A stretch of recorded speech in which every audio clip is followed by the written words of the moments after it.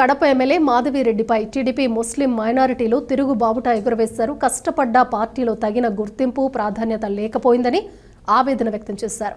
తొలుత నగరంలోని 36వ డివిజన్ సాయిపేట అగాడిలో పెద్ద ఎత్తున సమావేశమైన టీడీపీ ముస్లిం నాయకులు పెద్ద దర్గాలో ప్రత్యేక ప్రార్థనలు నిర్వహించారు. ఆ తర్వాత ఎన్టీఆర్ విగ్రహానికి పూలమాలలు వేసి నివాళులర్పించి అనంతరం మాజీ ఎమ్మెల్సీ టీడీపీ రాష్ట్ర ఉపాధ్యక్షుడు పుత్తా నరసింహారెడ్డి వద్దకు పయనమయ్యారు. ఈ సందర్భంగా వారు మాట్లాడుతూ సీనియర్లు లేదు, తొక్క తోలు లేదంటూ ఇప్పటికే సీనియర్లను అవమానిస్తూ వ్యాఖ్యలు చేసిన టీడీపీ జిల్లా అధ్యక్షుడు శ్రీనివాసులరెడ్డి తీరుపై ఆగ్రహం వ్యక్తం చేశారు. దీంతో దిక్కుతోచని స్థితిలో పలువురు టీడీపీ సీనియర్లు తమకు న్యాయం చేయాలని పుత్తా నరసింహారెడ్డి వద్దకు వెళ్లి తమ ఆవేదన వ్యక్తం చేశారు. నువ్వే దిక్కు అంటూ పెద్దాయన పుత్తాను కలిసి మొరపెట్టుకున్నారు.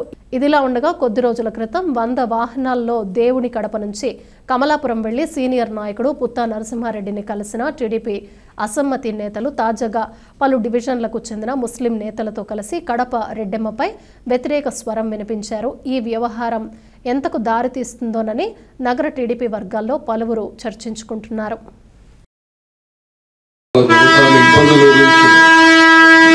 చెప్పడం కోసం వచ్చినారు, తప్పేం లేదు వచ్చేదాంట్లో చెప్పడం దాంట్లో. మీరందరికీ ఒకటే చెప్తున్నాను, మీ సొంత సమస్యలు ఏమున్నా కూడా నేను చేర్చడానికి ఎప్పుడు ముందు ఉంటాను. మీ అందరికీ కూడా తెలియజేస్తాను. పొలిటికల్ సంబంధించింది నేను పార్టీ దృష్టికి తీసుకుపోతాను. ఎందుకంటే వాళ్ళ ఎవరైతే ఇన్ఛార్జీలు ఉంటారో ఆ ఇన్ఛార్జీలో చూడాలి, ఒకరి దాంట్లో ఒకరు చేయకూడదు అనేది మా పార్టీ పాలసీ ఉంది. దాన్ని మీరు ఇచ్చిన మీరు చెప్పినట్టు కూడా మాట్లాడతారు. ఇప్పుడు అవి కూడా తీసుకుపోయి చంద్రబాబు నాయుడు గారు, లోకేష్ కృష్ణ గారు తీసుకుపోతారు. తర్వాత ఇప్పుడు ఒక కమిటీ కూడా వేస్తారు. మనం మీ మొన్న వచ్చినప్పుడు చాలా మంది కూడా ఇంట్లో వస్తే దాని మీద ఏం జరుగుతుందని చేయడం కోసమని ఒక కమిటీ కూడా నిర్ణయించడం జరిగింది. రాష్ట్ర అధ్యక్షుడు పల్లా శ్రీనివాసు గారు, జిల్లా ఇన్ఛార్జి సవితమ్మ గారు, అలాగే మనకు జోన్ 4 ఉండే బీదా రవిచంద్ర గారిని కూర్చొని ఏమేమి సమస్యలు ఉన్నాయి, ఎలా ఎందుకు వస్తున్నాయి, దాన్ని ఎలా పరిష్కరించాలనే దానికి ఒక కమిటీ కూడా పెట్టారు. వాళ్ళు తొందరలో కూడా మన కడపకు వస్తారు. దాంట్లో భాగంగా అప్పుడు మీరు కూడా అందరితో కూడా మీతో కూడా మాట్లాడతారు. అందరితో మాట్లాడుకుని రుజువులతో లీడర్లతో అందరితో మాట్లాడతారు. లేకుంటే అవసరం పెట్టి మీటింగ్ అందరూ పెట్టుకుంటే అక్కడ మీటింగ్లో కూడా వచ్చి మాట్లాడడానికి వీసుకుంటారు. చాలా సమస్యలు చెప్తారు చూస్తున్నారు. చంద్రబాబు నాయుడు గారు ఉన్నప్పుడే మీరు చెప్పిన సమస్యలన్నీ జరుగుతూ ఉన్నాయి. షాదీ ముబారక్ అన్నారు, అది చంద్రబాబు నాయుడు ఉన్నప్పుడే ఇచ్చినాడు. ఇప్పుడు ఇస్తానని చెప్పలే ఈ ఎలక్షన్లలో. మళ్ళా ఆయన చూస్తాం, దాని లేదనేది ఏం లేదు. మనందరికీ కూడా తల్లికి వందనం ఉండేది. తల్లికి వందనం ఉండే కార్యక్రమంలో మన ముస్లిమ్స్కు ఎక్కువగా మన ఖురాన్ చెప్పే ప్రకారం ఖురాన్లో ఎవరైనా దానికి బిడ్డలు పుట్టేదానికి ఆపరేషన్ చేయించుకోవద్దు అనేది ఉంది. కాబట్టి ముస్లిమ్స్లో ఎక్కువ మంది పిల్లలు ఉంటారు. ఆ పిల్లలందరికీ కూడా అప్పుడు ఒక్కరికే ఇస్తాను జగన్మోహన్ రెడ్డి గారు ఉన్నప్పుడు. చంద్రబాబు నాయుడు ఎలక్షన్లకు ముందు చెప్పిన ప్రకారం ఎంతమంది ఉన్నా, ఒకరున్నా, ఇద్దరున్నా, ముగ్గురున్నా, 7 మంది కూడా ఉంటే 7 మందికి కూడా ఇవ్వడం కూడా జరిగింది. అది కూడా చంద్రబాబు నాయుడు చెప్పిన మాట చేసినాడు.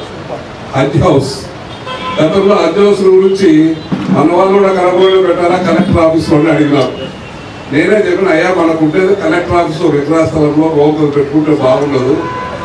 మనం బయట ఎక్కువ ప్లేస్లో ఉంటే అమీర్ బాబు వీళ్ళందరూ మన తెలుగుదేశంలో ఉండేవాళ్ళే, మా కడపలో ఉంటే బాగుండదు. కాదు బాబు, ఇదంతా మంచిగా లేదు.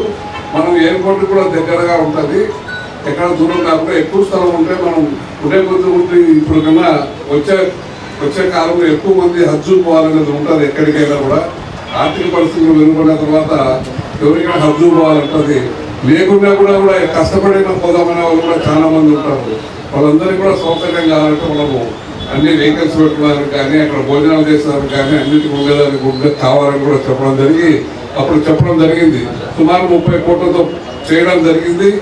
2019 ఫిబ్రవరిలో పూజ కూడా చేసి అక్కడ నమాజ్ కూడా చదివించడం కూడా జరిగింది ఓపెన్ చేసి.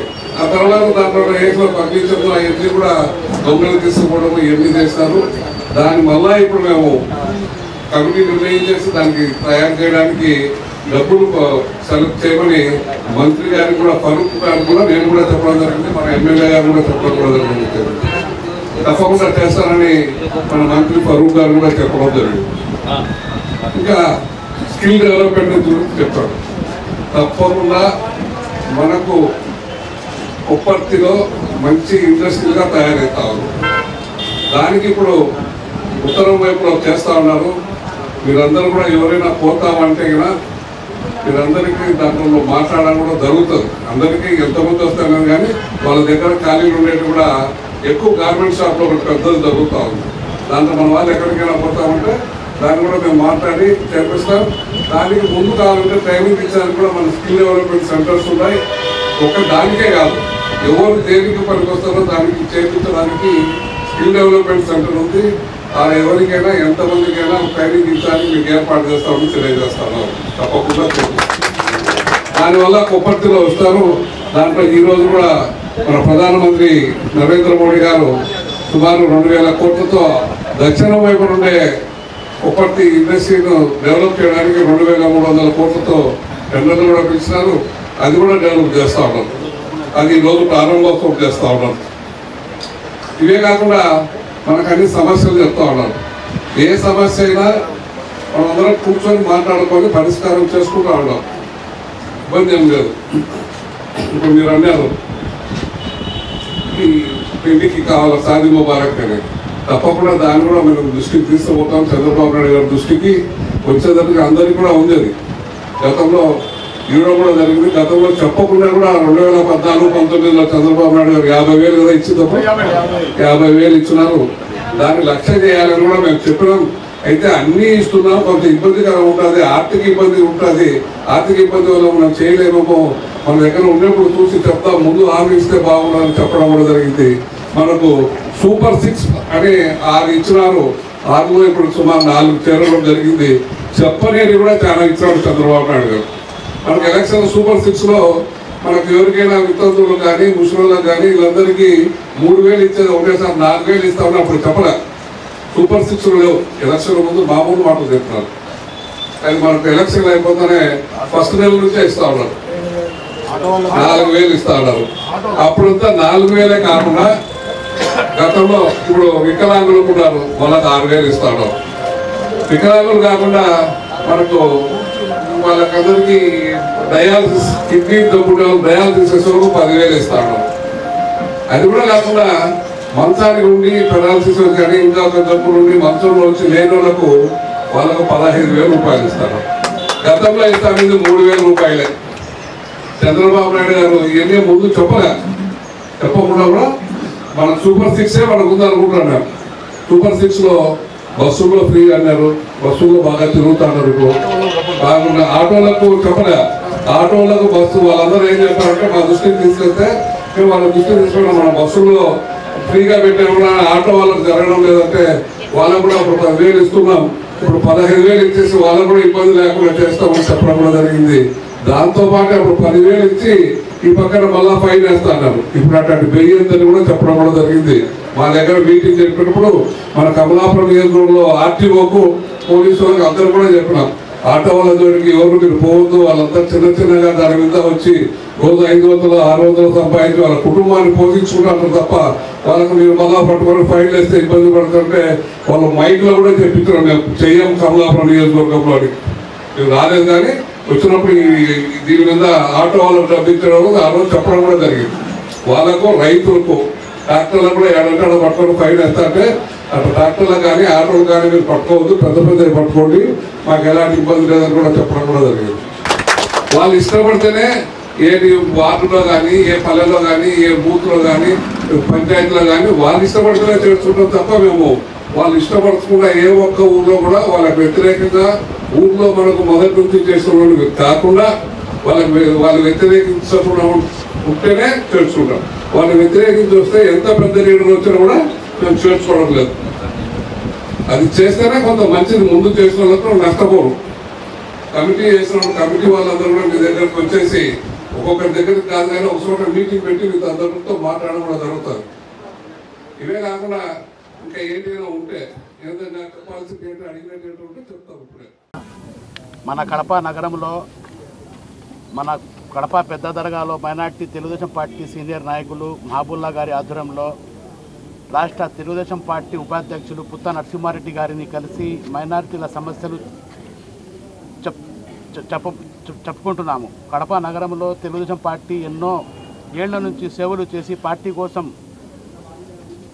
కోసం చాలా ఆస్తులు కానీ అన్నీ పోగొట్టుకున్నాం మనమన్నీ. దాని గురించి మన కడప జిల్లాలో మన సీనియర్ పార్టీ తెలుగుదేశం పార్టీ నాయకులు ముస్లిం నాయకులకు న్యాయం జరగడం లేదు. న్యాయం జరగాలని ఎన్నో మాటలు మనం మొర పెట్టుకున్నా కానీ మన కడప నాయకులు వినలేదు. మీరు సీనియర్లు కాదు, ఏం కాదు, తోలు లేదు, తొక్క లేదు అంటున్నారు. మనం తోలు తొక్కలని మనం ఎప్పుడు చెప్పుకోలేదు. మనం గత 20-30 సంవత్సరాలుగా తెలుగుదేశం పార్టీలో కష్టపడుతూ పని చేసుకుంటూ వస్తున్నాము. ఇప్పుడు సీనియర్లకు అందరికీ పక్కన పెట్టి, ఇన్ఛార్జీలకు అందరికీ పక్కన పెట్టి, కొత్తగా వచ్చే వాళ్లకు పదవులు, ఇన్ఛార్జీలు, ప్రతి ఒక్క పని వాళ్ళకే ఇస్తున్నారు. మనమేమని అడిగితే మనకేం సమాధానం చెప్పడం లేదు. అసలు ఒక కుక్కని చూసినట్టు చూస్తున్నారు మనకు పాత సీనియర్ కార్యకర్తలని. ఏమని అడిగితే ఏం చేసుకుంటారో చేసుకోండి అంటున్నారు. అందుకని మన 40 సంవత్సరాలుగా మన సీనియర్ నాయకుడు పుత్త నరసింహారెడ్డి మన పెద్దన మీద మాకు నమ్మకం ఉండి మనమంతా మైనారిటీలమంతా ఏకమై పెద్దాయన న్యాయం చేయండి అని చెప్పేసి మనమంతా కమలాపురానికి పోతున్నాము. ఏమున్నా మన కడప జిల్లాలో ముస్లిం మైనారిటీలకు న్యాయం చేయాలంటే మన పెద్దాయన పుత్త నరసింహారెడ్డి గారి తప్ప మరొకటి లేరు. పెద్దన్న గారికి మనం పోతే అక్కడ నారా లోకేష్ దగ్గరికి, నారా చంద్రబాబు నాయుడు దగ్గరికి తీసుకొని పోయి మనకు న్యాయం చేస్తారని మనము విజ్ఞప్తి చేస్తున్నాము. వాళ్ళు ఏమంటున్నారు, మీరు పాతోళ్ళు లేరు, ఏం లేరు, ఇప్పుడు కొత్త రక్తం కావాలంట, వాళ్ళకు పాత రక్తం వద్దంట. చూస్తాం, చేస్తాం, ఇదే తప్ప వేరేది ఏం లేదు. ఇప్పుడు మీ పార్టీలోనే గతంలో కొంతమంది పుత్త నరసింహారెడ్డి దగ్గరికి వెళ్ళారు. వాళ్ళకి ఏమన్నా న్యాయం జరిగిందా, జరగలేదా, జరగబోతుందా? న్యాయం జరగబోతుంది, న్యాయం జరుగుతుందని మనం ఆశిస్తున్నాం. మాకు నమ్మకం ఉంది పుత్త నరసింహారెడ్డి పెద్దన మీద. మన కడపలో వచ్చిన ఇప్పుడు నాయకులకు ఎలక్షన్ల కన్నా ముందు, ఎలక్షన్ తర్వాత వీళ్ళ రంగులు మారినాయి. గవర్నమెంట్ వచ్చిన తర్వాత, తెలుగుదేశం పార్టీ గెలిచిన తర్వాత, ఎమ్మెల్యేగా గెలిచిన తర్వాత వీళ్ళ రంగులు మారినాయి. ముందు మాదిరి లేరు. మీకు ఏ విధమైనటువంటి న్యాయం కావాలని పోరాడుతున్నారు? మనకు మైనార్టీ నాయకులకు 20 మందికి కార్పొరేషన్ టికెట్లు కావాలి కడప టౌన్లో. అదేవిధంగా నామినేటెడ్ పదవుల్లో మనకు కావాలి.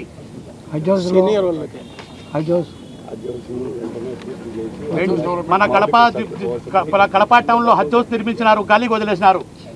5 ఏళ్ళు వాళ్ళు గాలికి వదిలేసినారు. వీళ్ళు వచ్చిన తర్వాత ఇప్పుడు 1.5 సంవత్సరం అవుతుంది. అదిగో ఇదిగో అదిగో ఇదిగో అంటున్నారు తప్ప దానికి ఏం చేయగలుగుతలేదు ఇంతవరకు. ముఖ్యంగా పాత వాళ్ళు అంటే నమ్మకం పోయింది. కొత్త వాళ్ళు తెలుసు, మంచిదే, నువ్వు అందరినీ తీసుకోవాలి, మనం లేదని. కానీ తోలుతో కానీ మాటలు మాట్లాడకూడదు. ఎందుకంటే పాత వాళ్ళు ఎన్నో సంవత్సరాలు కృషి చేశారు. గత 40 ఏళ్ళ నుంచి మేము ఎన్టీఆర్ పీరియడ్ నుంచి ఉన్నాం. కానీ ఇంతవరకు తెలుగుదేశం పార్టీ నుంచి ఒక్క రూపాయి కూడా మేము లాభం పొందలేదు. కేవలం పార్టీ కొరకు పాటుపడుతున్నాం, అందరి కొరకు పాటుపడుతున్నాం, సంక్షేమం కొరకు పాటుపడుతున్నాం. కడపలో హిందువులు ముస్లింలు కలిసి ఉన్నారు కాబట్టి బలిజ వాళ్ళు కూడా కలిసి ఉన్నారు. గతంలో బలిజ వాళ్ళు రామచంద్రయ్య గారిని గెలిచారు. అదేవిధంగా రెడ్డి ఇప్పుడు గెలుస్తున్నారు. మైనార్టీలో 3 పీరియడ్లు గెలిచారన్నమాట. హైల్బాట గెలిచారు, అహ్మదుల్లా గెలిచారు, అంతద్ బాట గెలిచారు. అదేవిధంగా ఇది గడ్డ, ఏది గడ్డ, మైనార్టీల అడ్డ, మైనార్టీల గడ్డ. కాబట్టి అందరూ కలిసి ఉంటేనే సంక్షేమం వస్తుంది. కలిసి ఉండకపోతే సంక్షేమం రాదు. కాబట్టి సంక్షేమం కొరకు పాటుపడతాం, అందరి కొరకు పాటుపడతాం అనే జీవితం మాది. మనం అందరి కొరకు పాటుపడాలి. ఎందుకు పాటుపడాలి అంటే ఇది తెలుగుదేశం బీజేపీలో చేరినా కానీ ముస్లింలకు 2 కళ్ళుగా చూస్తున్నారు ఆయన. ఎవరు? చంద్రబాబు గారు 2 కళ్ళు అంటే ఒకటి హిందువులు, ఒకటి ముస్లింలుగా చూస్తున్నారు ఆయన. అలాంటి వాడిని ఎప్పుడు కూడా మేము వెనకల్లే ఉంటాము, కలిసి ఉంటాము.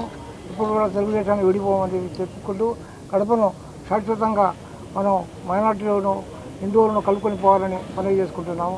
జై హింద్, జై భారత్. अस्सलाम वालेकुम, नमस्ते, आदाब, सत श्री अकाल। मैं शाह मोहम्मद मेरा नाम है।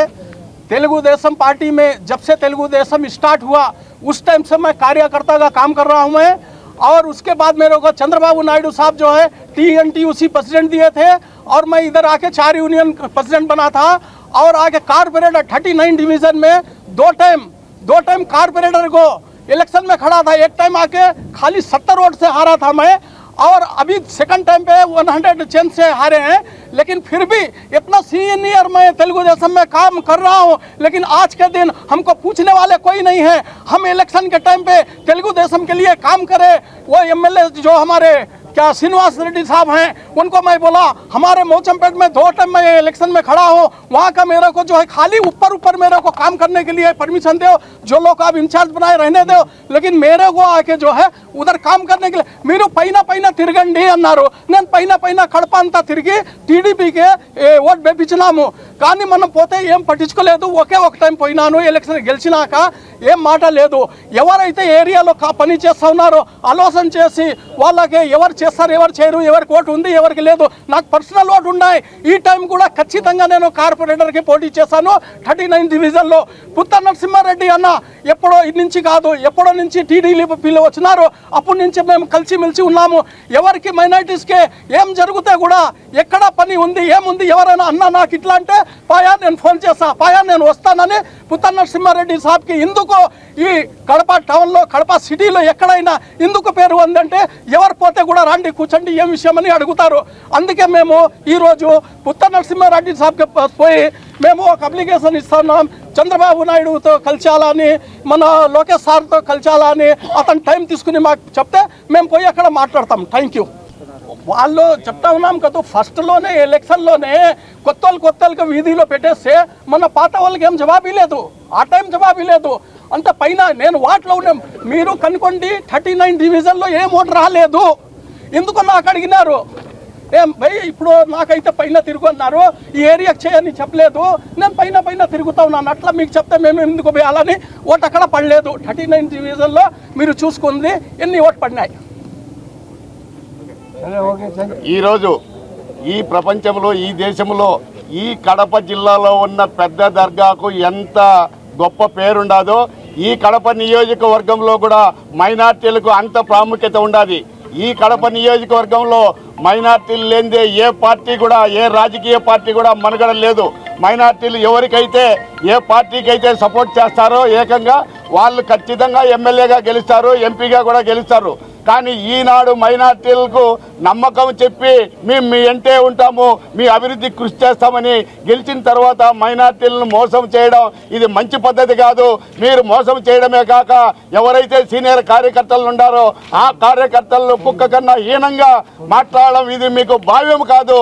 ఒక ప్రజాప్రతినిధిగా మీకు ఇది మంచిది కాదనేసి హెచ్చరిస్తూ ఈరోజు ఈ మైనార్టీల బాధలు చెప్పుకునేదానికి ఎవరైతే ముందుకొచ్చి పార్టీకి పనిచేసిన కార్యకర్తలకు నేను అండగా ఉంటాను, నేను ప్రతి ఒక్క కార్యకర్తకు తెలుగుదేశం పార్టీ కష్టపడిన వాళ్లకు ముందుండి నేను వాళ్ళ సమస్యలు తీరుస్తాననే నాయకుడు నరసింహారెడ్డి గారు। అలాంటి నాయకుడి సహాయ సహకారాలు కావాలి, మా బాధలు తీర్చే నాయకుడు మీరే అనేసి ఈరోజు మైనార్టీలందరూ కూడా ఐక్యతగా వాళ్ళ సమస్యలు చెప్పుకోవడానికి వాళ్ళ సమస్యలు పరిష్కారం చేయించుకోవడానికి మైనార్టీలు అందరూ కలిసి ఐక్యతగా పుత్తా నరసింహారెడ్డి గారి దగ్గరికి పోయి వాళ్ళ వినతులు సమర్పించి ఆ వినతులు వాళ్లకు సమస్యలను పరిష్కారం చేసేదానికి ఆయన్ను సహకరించవలసిందిగా కోరడానికి ఈరోజు వెళ్తున్నాం। ఆ అల్లా గారి ఆశీర్వాదము, ఆ దేవుళ్ళ అందరి ముక్కోటి దేవుళ్ళ ఆశీర్వాదము మా మైనార్టీలకు మా మైనార్టీల నాయకులకు అండగా